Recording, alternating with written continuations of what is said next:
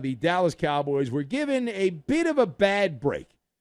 Now, if you didn't hear, maybe not. Now, this guy had a birthday on Wednesday, Trevon Diggs, and then he suffered a major injury on Thursday in a one-on-one session in practice.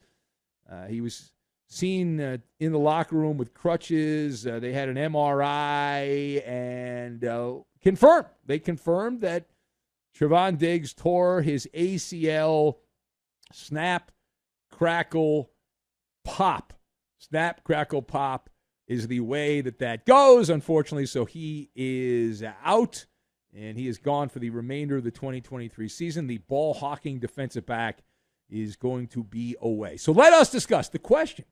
How big a body blow is Trevon Diggs' injury to the Dallas Cowboys' Super Bowl dreams? So I've got Johnny Appleseed, Zeitgeist, and Sesame Street. And we'll combine all of these things together, and we are going to make one of Jerry Jones' yachts is what we're going to make, because he's got multiple. Well, he's got that really big one, but I've heard he's got some other ones as well. So we'll put all these things together. Here we go. No, Jerry, you are not. You're out trying to do something with a mosquito. I don't know what, though. All right. Put me in, Coach. I'm hot. Yeah, you are hot. Number one.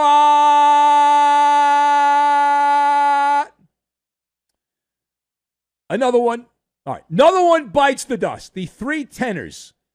I know in Hollywood they say that things happen in threes. Right? Usually it's celebrities dying.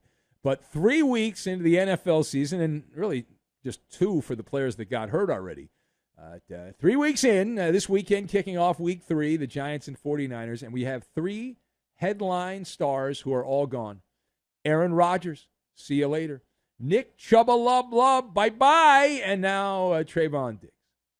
So to address the Gila monster in the room, this is an atomic elbow for the Cowboy defense. Regardless, though, I'm going to be Benny Brightside on this. This should not derail the Dallas Cowboys season. It should not. It actually is a great mitzvah for Jerry Jones long term. Let me explain why. Okay, and we've been doing this a long time, and I know how this is going to go. I have a crystal ball. I am a distant relative of Nostradamus and a friend of Nostradamus. So this is a Johnny Appleseed special.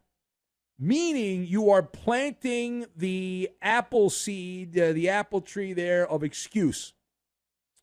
And when Dallas ultimately doesn't get it done late in the season, in the postseason, you now have a fall guy. Got to have a fall guy. So if only we had Trevon Diggs, we would have won that game. He would have had 3 interceptions and all that. But the way I look at it, this should not take apart the Dallas Cowboys season. They are equipped.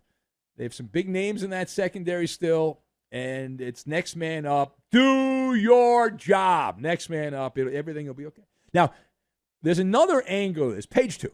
So there's another angle to this story, which is kind of good.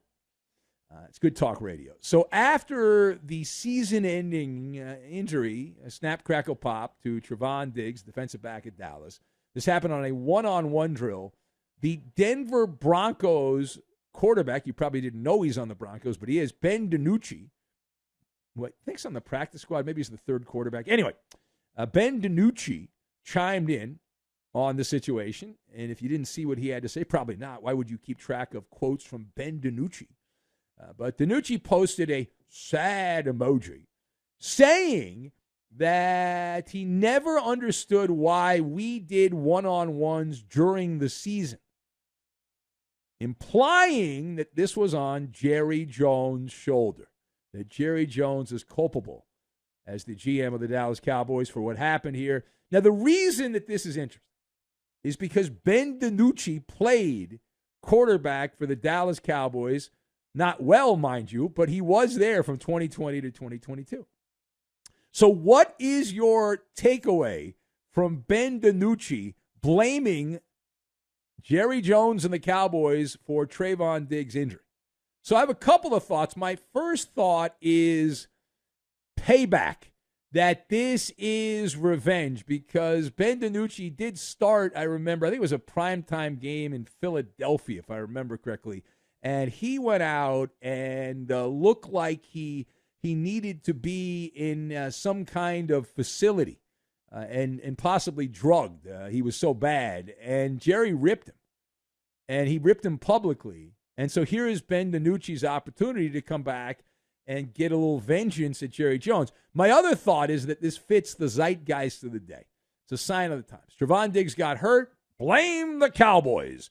A large percentage of NFL players. Now, I do think a lot of what Ben DiNucci said was, as I pointed out, a little payback. But a large percentage of NFL players seemingly don't drink coffee when they wake up.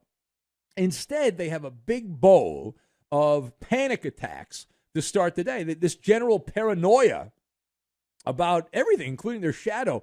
It's that old thing, out of an abundance of caution. So let's keep track here. We got to get rid of turf fields. We have to get rid of turf fields because Aaron Rodgers got hurt on a turf field. We can't have one-on-one practices in football because the Dallas Cowboys defensive back Trevon Diggs got hurt. And we'll keep this going. So, in fact, why don't we just shut down the NFL? It will never be safe enough.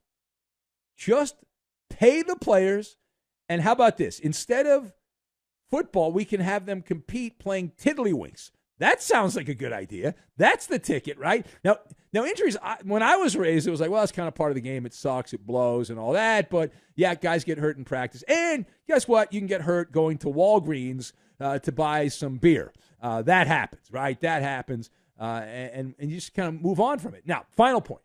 We go now away from Dallas, and we go to Rookieville.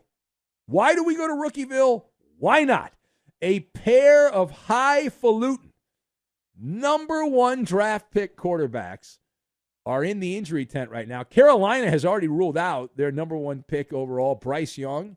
He will not be starting and not be out there for this weekend's game in Seattle. Indianapolis has not officially ruled out Anthony Richardson, who's in the concussion protocol, but it is expected that he will miss the game against the Ravens this weekend. So all of this means that Andy Dalton will take over for the boys on Tobacco Road, and Gardner Minshew will be there for the Horseshoes as they travel to the Pacific Northwest. So, toss-up here.